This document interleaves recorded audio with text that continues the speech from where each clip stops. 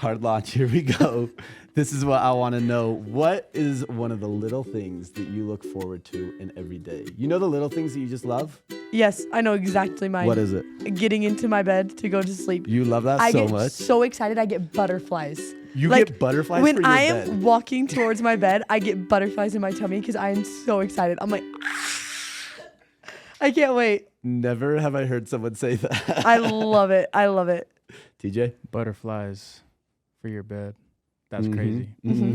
mhm. My little thing, pretty much just like breakfast, lunch, dinner, second lunch, Snacks, snacks, treats, steak, Yeah. chicken. just munching. Yeah. There you have That's it, mine. y'all. Welcome to This Is Kingdom. Wait, what's yours? Share yours. We already started, TJ. We're in too deep. Oh, okay. This is Grace. This is Talon. This is TJ. And this week, y'all, we're going to be talking about the talk called After the Fourth Day by Elder W. Mark Bassett. You ready for it? I can't wait. All right, take it away, Grace. I love this talk. Just kidding. It's me, y'all. Gotcha. But listen, I need to start talking about one of my favorite things, and it's Disney. Do we love Disney movies? Are y'all with me on this? I don't love them as much as you love them. And I know that. Okay, just for this episode, I need you two and everybody else listening to love Disney movies as much as I do. Okay. Deal? Yep. There. Okay. Because there's a couple of moments that are so tender that you can't watch without getting the feels, okay? But they're like the same thing happening in different movies. One is in Tarzan, okay? Tarzan's on the boat, like in his suit. Sorry, I like that one. You like that one? Yeah. Okay, TJ's feeling it. Tarzan's in his suit. He's like going on the boat, and you're like, bro, what are you doing? Where are you going? Kerchak is getting like caged up, like roped up. Like Kerchak's about to go down. Do you know who Kerchak is? Oh, shoot. Okay. Keep going. He's going. like Big Daddy. the dad, the Big big Daddy. daddy gorilla. Okay? Okay.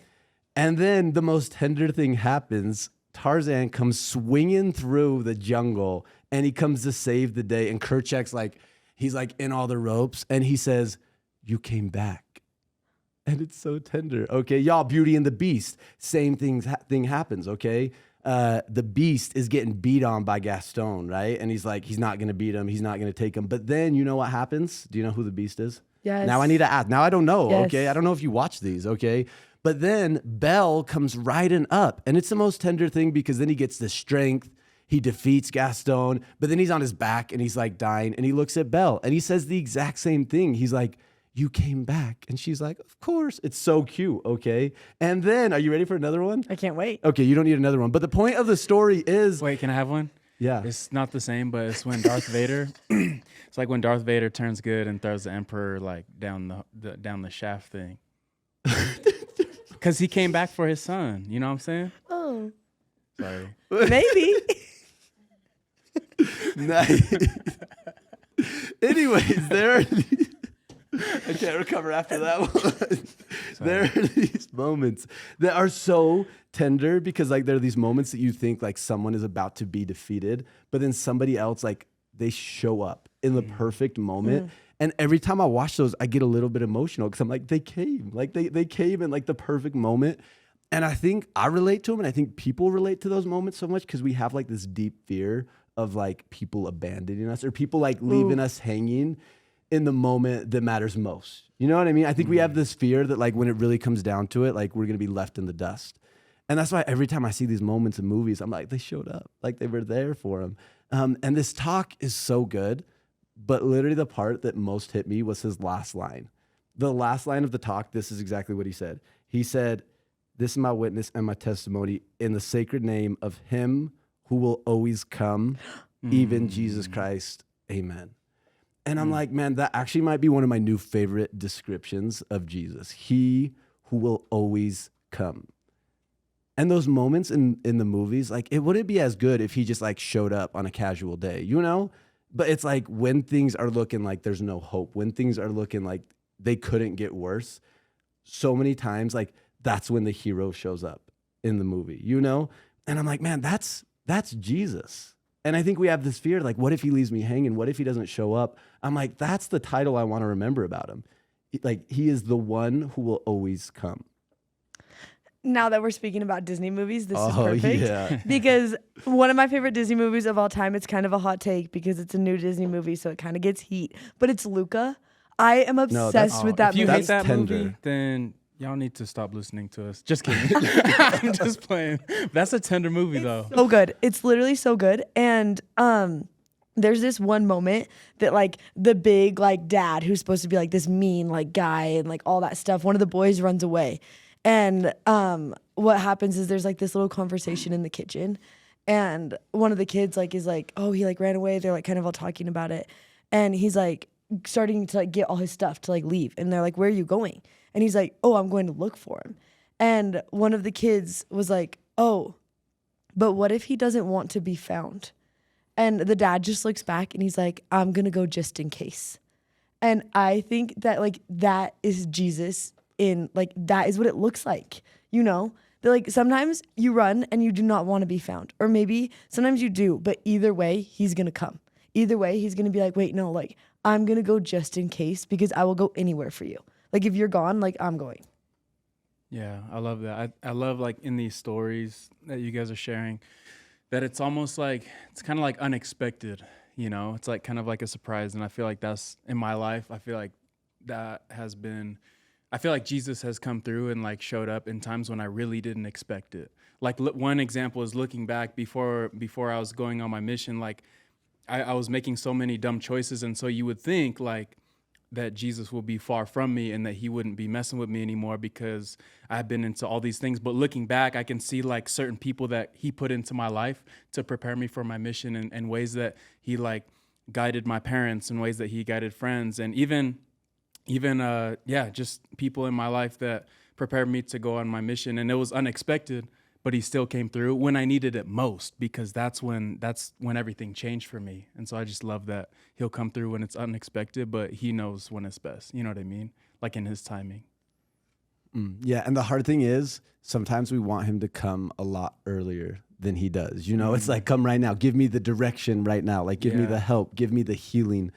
And what I'm like really coming to believe is like he is the TJ will get this. Grace, you're gonna get this too. Like he is the perfect spotter. You know, because it's like if a spotter Grace comes in, gets that. Grace gets that. Okay, you with us? Yeah. Okay. It's like if a perfect spotter, like if someone comes in too early, like they take away the gains, like they take away what you're gonna get from it. Like they have to let the struggle be there because that's where the growth is.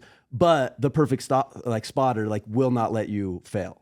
Like they won't let you get crushed. They won't let you get hurt. You know? And I'm like, that's Jesus. And I think it's like so important for us to trust like that he understands perfectly the amount of struggle that we can take. He understands perfectly like when too far is too far. And maybe his definition of that is a little more than ours is. And we won't like it sometimes. Yeah, but the more that I trust that, I'm like, listen, he's going to let me like experience what I need to experience because he wants me to grow. But I can trust that he'll show up when I need him, you know? Well, and we act like we don't like it. This is a hot take. We act like we don't like it. But in those movies, like if Tarzan actually never got on the boat and he just like helped his friend out in the beginning, like it would be like kind of a boring movie. And if like Beauty and the Beast, whatever happened, like if there was not the buildup that like gets your tummy in knots and like you are like panicking, like what's gonna happen, then the hero is not actually that good of a hero. You know? Like it takes away all of their hero capabilities because you're like, oh, that was easy. They just stayed. Like it wasn't even that exciting. Like it wasn't even like a big deal. But part of me like absolutely is obsessed with this idea of like Jesus is the hero in every single story. And sometimes he has to prove that he actually is a hero good enough to save you from any situation, that he really is going to come back from any situation. And maybe that means that you're going to be stuck in it longer than you thought. But maybe the reason is so that he can be the hero, not you. Oh, that's good. Yeah, that's nice. Wait, say that again? It's just that like he could be the hero, not you. That's the problem. Because I think if it happened too quick, you'd just be like, oh, great, I got myself out of that situation. It wasn't even a big deal. Like, I got it. But like the hero of that story is Tarzan. The hero of that story is the Beast and Belle. You know what I'm saying? Like there's this moment that like let them be as good of a hero as they can be. And sometimes that's going to take longer than you think. And that's so cool because I was just reading this line, this line at the top of the talk that says, as we move forward with faith in Jesus Christ, the fourth day will always come. He will always come to our aid. And the question that I was thinking about was like, what about the people listening right now who are like, okay, where's he at? Like, I need my fourth watch now. You know what I mean? And I was just going to ask, like, what would be your guys' like top advice, like application, like how to, like what could someone do if they're in this situation, kind of waiting for that fourth watch, like they need that aid, but they're like not seeing it yet? Like, what would you guys say? Yeah, my biggest advice for that is like look back at times that he has come through. And it might have been a different situation, right? And I think that's what gets hard. It's like, well, he hasn't helped me in this one. It's like, yeah, but has he helped you in other ones? I had this time that like I felt super prompted to quit this job and I didn't know why. And so I quit the job and then I was like actively looking for other jobs, but like nothing was working out. And it got to the point that I had $4 in my bank account and I was like stressing. I'm like, what is going on right now? And then like a little longer later, I still didn't have a job. And then finally it like fell in place. But in that like middle struggle time, the biggest thing that I held on to is like, he has shown up before. I know he has before, even though I'm not seeing it right now. Like I know what has happened in the past. So that's my biggest advice is just hold on to what you've seen in the past. That's awesome. That's solid. I think even sometimes it's going to be hard to find a moment like that in your life. You know, I'm like so glad like, you're bringing this up right now. I know you're like, exactly what you're going to say. well, wait, where? That's why we have scripture. Is because sometimes you're going to be like, I don't know Jesus, like the hero that's going to save me in the story that like I'm too late to save myself in. Like, where is he? Oh, don't worry. There is a book full of stories of evidence of him that he already did. So if you need to be confident in someone who is going to come back and save you in the name of him who will always come back, like I just want to think, oh, like let me introduce you to the prodigal son, you know? Let me introduce you to Lazarus and his story. Let me introduce you to let me go through and list these people, because if you can't find strength in your story, find your strength in theirs. I love that. I want to do that. So look at your own story. Look at the stories in the scriptures to relate to. Love that. Powerful. So good. Let's get him a song, TJ. All right. This is Talon's special request. Let's go. I know that my Redeemer lives. What comfort this sweet sentence gives. He lives who once was dead. He lives, my ever-living head. He lives to bless me with his love. He lives to plead for me above. He lives, my hungry hope to feed.